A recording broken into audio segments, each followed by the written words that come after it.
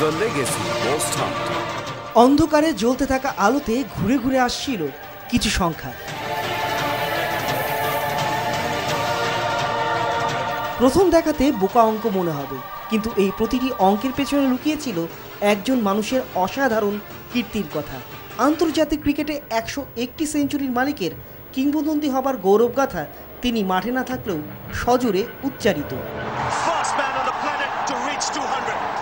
সচিন টেন্ডুলকার কেন কিংবদন্তি, কেন তিনি ক্রিকেট আইকন, সব এই লেজার শোতে দেখানো সম্ভব না হলেও যেটুকু হলো তাতেই সচিনের মাহাত্ম্য বোঝা গেল।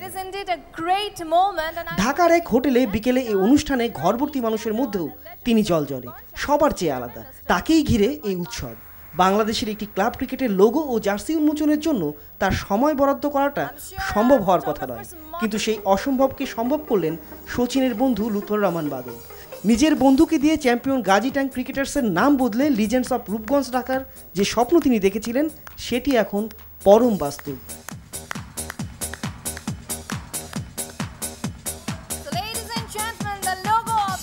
লোগো উন্মোচনের পর হলো জার্সি উন্মোচন। সেখানে সচিনের সঙ্গে মঞ্চে উপস্থিত দেশের পরিকল্পনা মন্ত্রী ও আইসিসি সভাপতি আ.হ.ম মুস্তফা কামাল, ক্রীড়া প্রতিমন্ত্রী বীরেন শিকদার এবং ক্লাবের প্রধান উপদেষ্টা আলহাজ Mohammad Mosaddek Ali.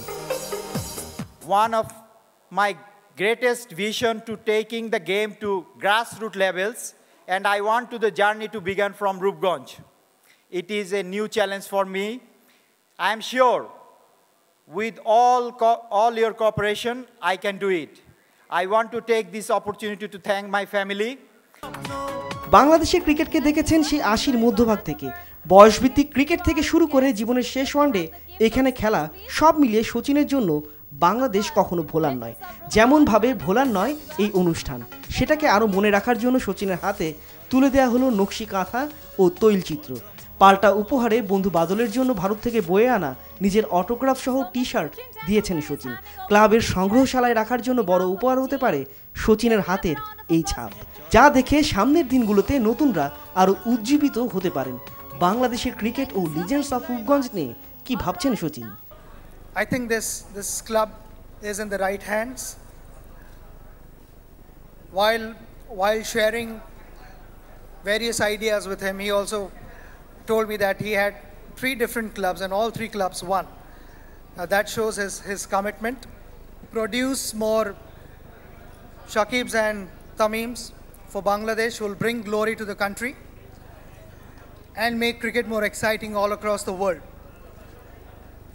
I want to wish Bangladesh cricket all the very best for future, and also wish Badal and his team all the success.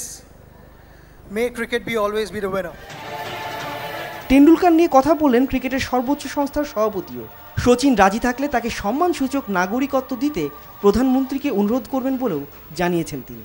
If Sachin agrees, make a humble request to my Prime Minister that Sachin should be offered an honorary citizen of Bangladesh. I'm sure Mr.